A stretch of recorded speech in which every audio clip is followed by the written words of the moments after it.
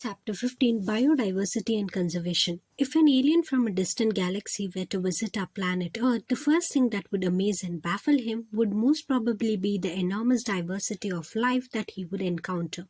Even for humans, the rich variety of the living organisms with which they share this planet never ceases to astonish and fascinate us. The common man would find it hard to believe that there are more than 20,000 species of ants, 3 lakh species of beetles, 28,000 species of fish, and nearly 20,000 species of orchids. Ecologists and evolutionary biologists have been trying to understand the significance of such diversity by asking important questions. Why are there so many species? Did such great diversity exist throughout the Earth's history? How did this diversification come about? How and why is this diversity important to the biosphere?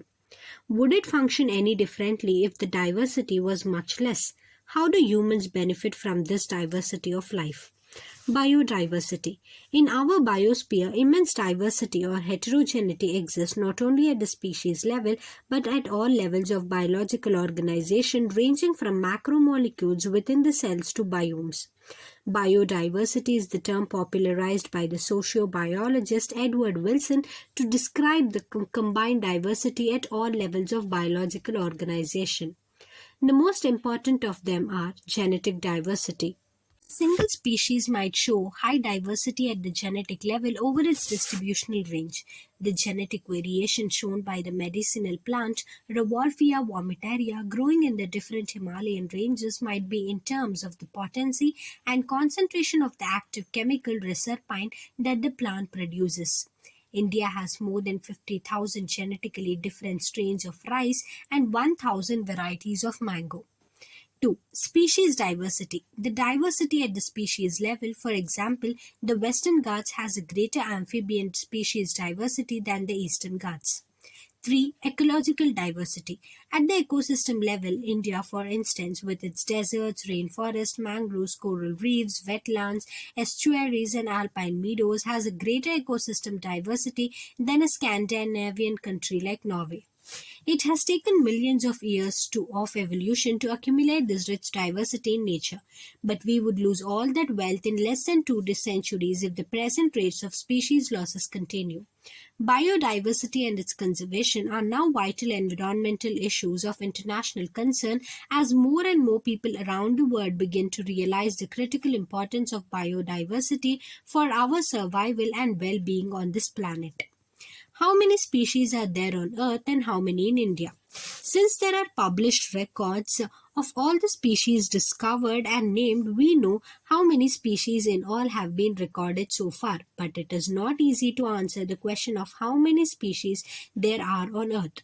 According to the International Union for Conservation of Nature and Natural Resources (IUCN) 2004, the total number of plant and animal species described so far is slightly more than 1.5 million, but we have no clear idea of how many species are yet to be discovered and described. The estimates vary widely and many of them are only educated guesses. For many taxonomic groups, species inventories are more complete in the temperate than in the tropical countries. Considering that an overwhelming large population of the species waiting to be discovered are in the tropics, biologists make a statistical comparison of the temperate tropical species richness of an exhaustively studied group of insects and extrapolate this ratio to other groups of animals and plants to come up with a gross estimate of the total number of species on Earth. Some extreme estimates range from 20 to 50 million, but a more conservative and scientifically sound estimate made by Robert May places the global species diversity at about 77 million. Let us look at some interesting aspects about Earth's biodiversity based on the currently available species inventories. More than 70% of all the species recorded are animals, while plants, including algae, fungi, bryophytes, gymnosperms, and angiosperms, comprise no more than 22% of the total. Among animals, insects are the most species-rich taxonomic group, making more than 70% of the total. That means out of every 10 animals on this planet, 7 are insects. Again, how do we explain this enormous diversification of insects? The number of fungi species in the world is more than the combined total of the species of fishes, amphibians, reptiles, and mammals. In figure 15.1, biodiversity is depicted showing species number of major taxa. It should be noted that these estimates do not give any figures for prokaryotes. Biologists are not sure about how many prokaryotic species there might be. The problem is that conventional taxonomic methods are not suitable for identifying the microbial species, and many species are simply not culturable under laboratory conditions. If we accept biomolecules or molecular criteria for delineating species for these groups, then their diversity alone might run into millions. Although India has only 2.4% of the world's land area, its share of the global species diversity is an impressive 8.1%. That is what makes our country one of the 12 mega diversity countries of the world. Nearly 45,000 species of plants and twice as many of animals have been recorded from India. How many living species are actually there waiting to be discovered and named? If we accept May's global estimate, only 22% of the total species have been recorded so far. Applying this proportion to India's diversity figure, we estimate that there are probably more than 1 lakh plant species and more than 3 lakh animal species yet to be discovered and described. Would we ever be able to complete the inventory of the biological wealth of our country? Consider the immense trained manpower, taxonomists, and the time required to complete the job. The situation appears more hopeless when we realize that a large fraction of these species faces the threat of becoming extinct even before we discover them. Nature's biological library is burning even before we catalogue the titles of all the books stocked there.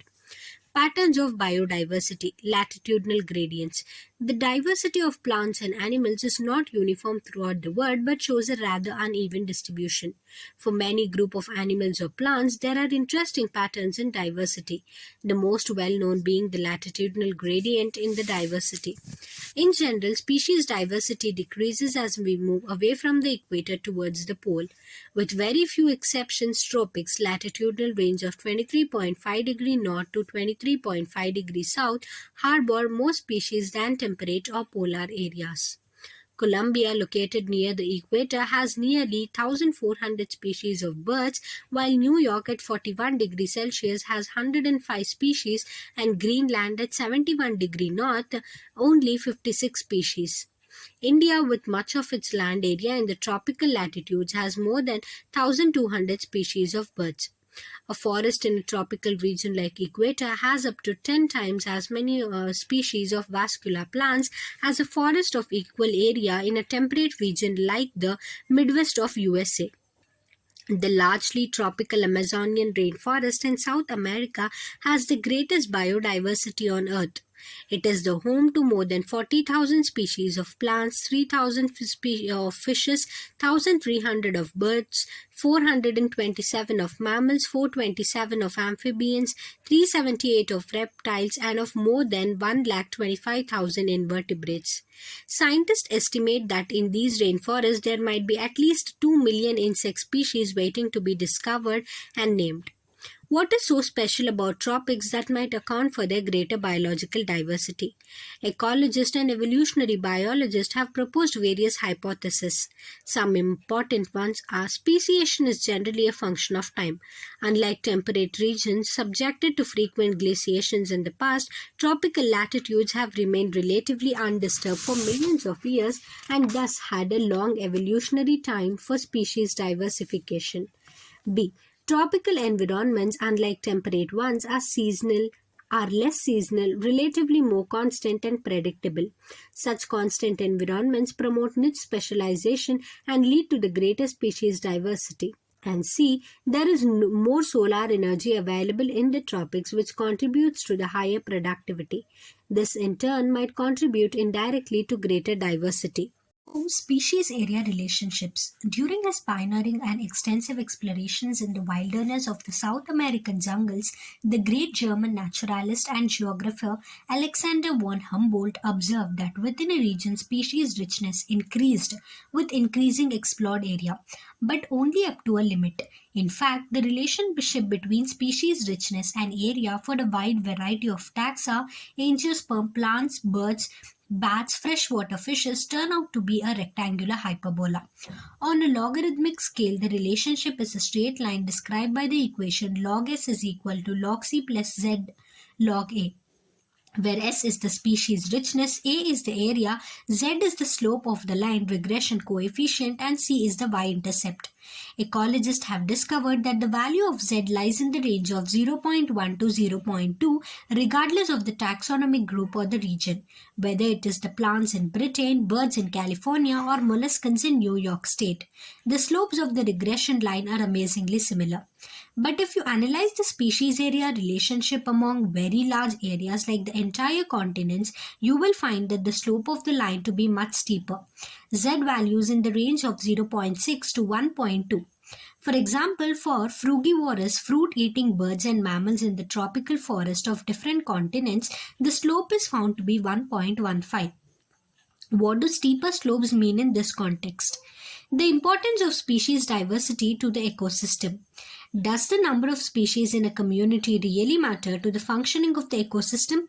This is a question for which ecologists have not been able to give a definitive answer.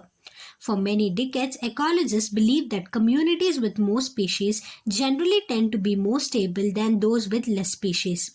What exactly is stability for a biological community? A stable community should not show too much variations in productivity from year to year. It must be either resistant or resilient to occasional disturbances, natural or man-made, and it must also be resistant to invasion by alien species. We don't know how these attributions are linked to species richness in a community, but David Tillman's long-term ecosystem experiments using outdoor plots provide some tentative answers. Tillman found that plots with more species showed less year-to-year variation in total biomass. He also showed that in his experiments, increased diversity contributed to higher productivity. Although we may not understand completely how species richness contributes to the wellness of being of an ecosystem, we know enough to realize that rich biodiversity is not only essential for ecosystem health, but imperative for the very survival of the human race on this planet. At a time when we are losing the species at an alarming pace, one might ask, does it really matter to us if the species become extinct? Would Western Ghats ecosystems be less functional if one of its tree frog species is lost forever? How is the quality of life affected if, say, instead of 20,000 we have only 15,000 species of ants on Earth? There are no direct answers to such naive questions, but we can develop a proper perspective through an analogy. The rivet poppet hypothesis, used by Stanford ecologist Paul Ehrlich. In an aeroplane ecosystem, all parts are joined together using thousands of rivet species. If every passenger traveling in it starts popping a rivet to take home, causing a species to become extinct, it may not affect the flight safety, proper functioning of the ecosystem initially. But as more and more rivets are removed, the plane becomes dangerously weak over a period of time. Furthermore, which rivet is removed may also be critical. Loss of the rivets on the wings, key species that drive major ecosystem functions, is obviously a more serious threat to the flight safety than loss of few rivets on the seats or windows inside the plane. Loss of biodiversity. While it is doubtful if any species are being added through speciation into the Earth's treasury of species, there is no doubt about their continuing losses. The biological wealth of our planet has been declining rapidly, and the accusing finger is clearly pointing to the human activities. The colonization of the tropical Pacific islands by humans is said to have led to the extinction of more than 2,000 species of the native birds. The IUCN Red List 2004 documents the extinction of 384 species, including 338 vertebrates, 359 invertebrates, and 87 plants in the last 500 years. Some examples of the recent extinctions include the dodo, Mauritius, quagga, Africa, thylacine in Australia, Stiller sea cow, Russia, and 3 subspecies, Bali, Javan, Caspian of tiger. The last 20 years alone have witnessed the disappearance of 27 species. Careful analysis of the records show that extinctions across taxa are not random. Some groups, like amphibians, appear to be more vulnerable to extinction. Adding to the grim scenario of extinctions is the fact that more than 15,500 species worldwide are facing the threat of extinction.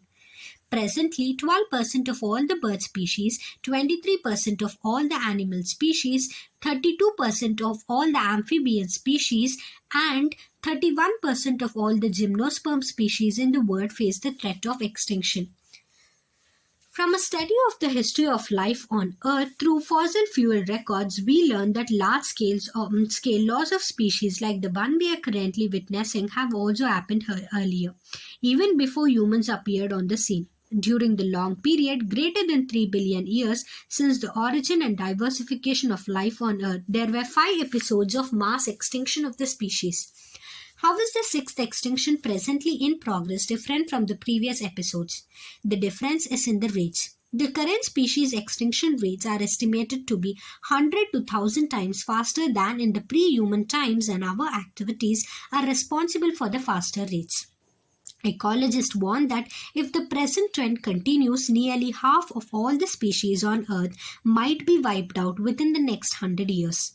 In general, loss of biodiversity in a region may lead to decline in plant production, lowered resistance to environmental perturbations such as drought, and increased variability in certain ecosystem processes such as plant productivity, water use, and pest and disease cycles. Cause of biodiversity loss. The accelerated rates of species extinctions that the world is facing now are largely due to human activities. There are 4 major causes. The evil quartet is the sobriquet used to describe them. 1. Habitat loss and fragmentation. This is the most important cause driving the animals and the plants to extinction. The most dramatic example of habitat loss comes from tropical rainforest. Once covering more than 14% of the Earth's land surface, these rainforests now cover no more than 6%.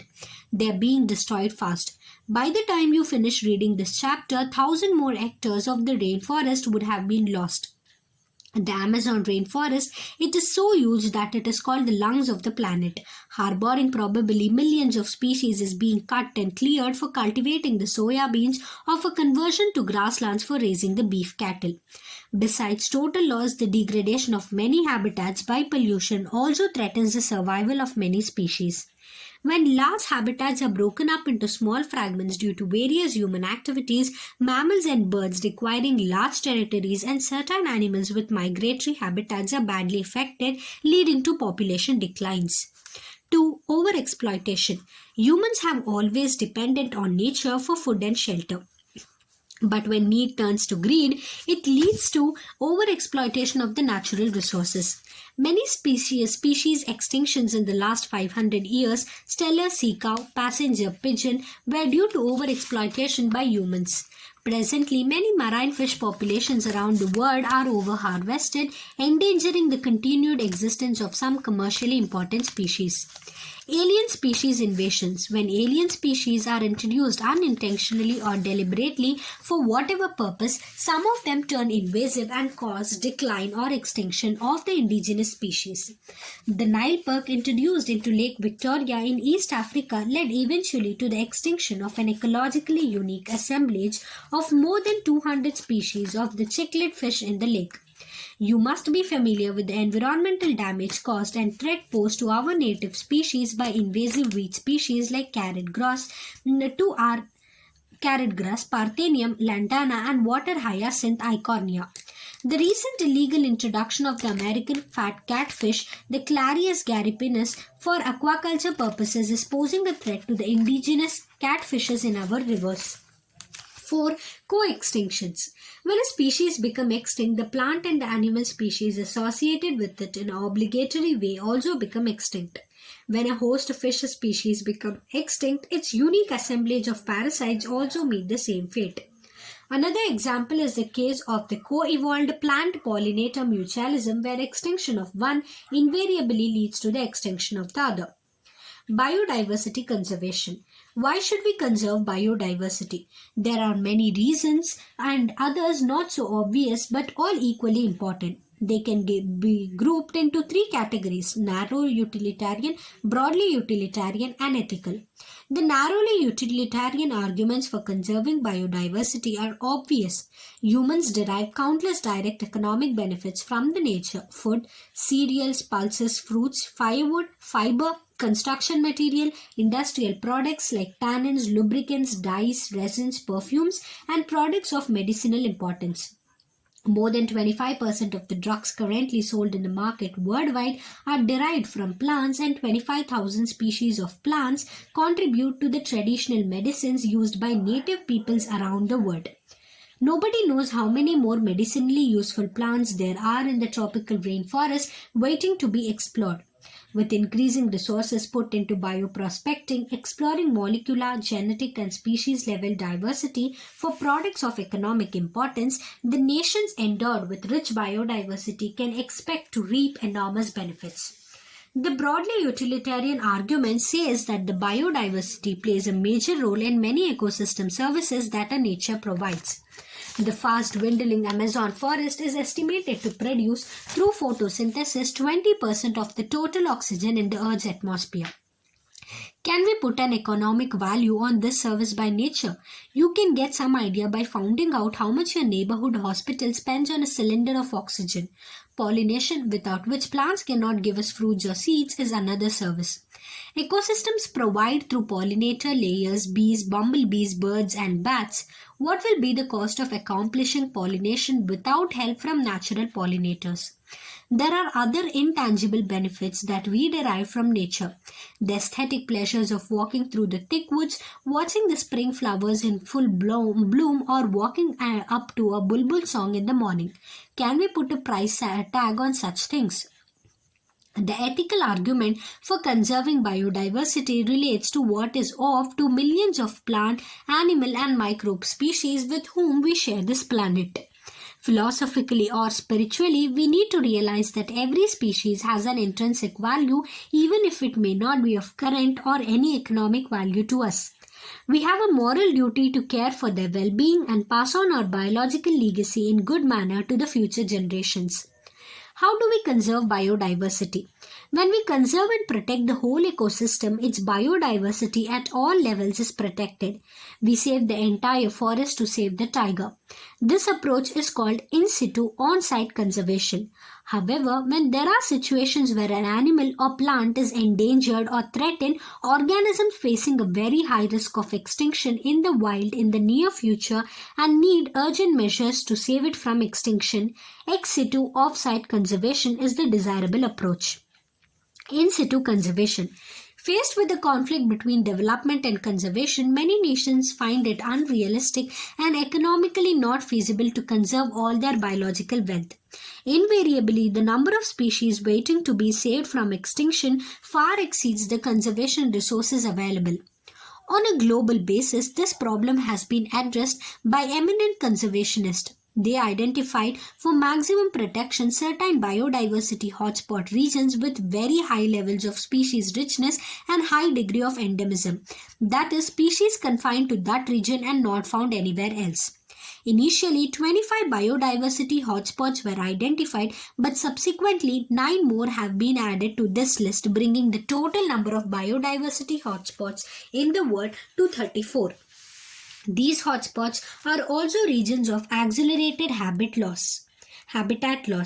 3 of these hotspots, the Western Ghats and Sri Lanka, Indo-Burma and the Himalaya, cover our country's exceptionally high biodiversity regions. Although all the biodiversity hotspots put together cover less than 2% of the Earth's land area, the number of species they collectively harbor is extremely high, and strict protection of these hotspots could reduce the ongoing mass extinctions by almost 30%. In India, ecologically unique and biodiversity rich regions are legally protected as biosphere reserves, national parks, and sanctuaries. India now has 14 biosphere reserves, 90 national parks, and 448 wildlife sanctuaries. India has also a history of religious and cultural traditions that emphasize the protection of nature. In many cultures, tracts of forest were set aside and all the trees and wildlife within were venerated and given total protection. Such sacred groves are found in Khasi and Jaintia hills in Meghalaya, Aravalli hills of Rajasthan, Western Ghats regions of Karnataka and Maharashtra, and the Sarjuga, Chanda and Basta areas of Madhya Pradesh.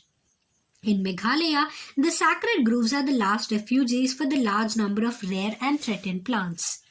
Ex situ conservation. In this approach, the threatened animals and plants are taken out from their natural habitat and placed in special setting where they can be protected and given special care.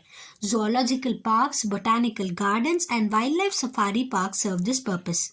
There are many animals that have become extinct in the wild but continue to be maintained in the zoological parks. In recent years, ex situ conservation has advanced beyond keeping threatened species in enclosures. Now, gametes of the threatened species can be preserved in viable and fertile condition for long periods using cryopreservation techniques. Eggs can be fertilized in vitro and plants can be propagated using the tissue culture methods. Seeds of different genetic strains of commercially important plants can be kept for long periods in seed banks. Biodiversity knows no political boundaries and its conservation is therefore a collective responsibility of all the nations. The historic Convention on Biological Diversity, the Earth Summit held in Rio de Janeiro in 1992, called upon all nations to take appropriate measures for the conservation of biodiversity and sustainable utilization of its benefit. In a follow-up, the World Summit on Sustainable Development held in 2002 in Johannesburg, South Africa, 190 countries pledged their commitment to achieve by 2010 a significant reduction in the current rate of biodiversity loss at global, regional and local levels. Summary. Since life originated on Earth nearly 3.8 billion years ago, there had been enormous diversification of the life forms on Earth. Biodiversity refers to the sum total of the diversity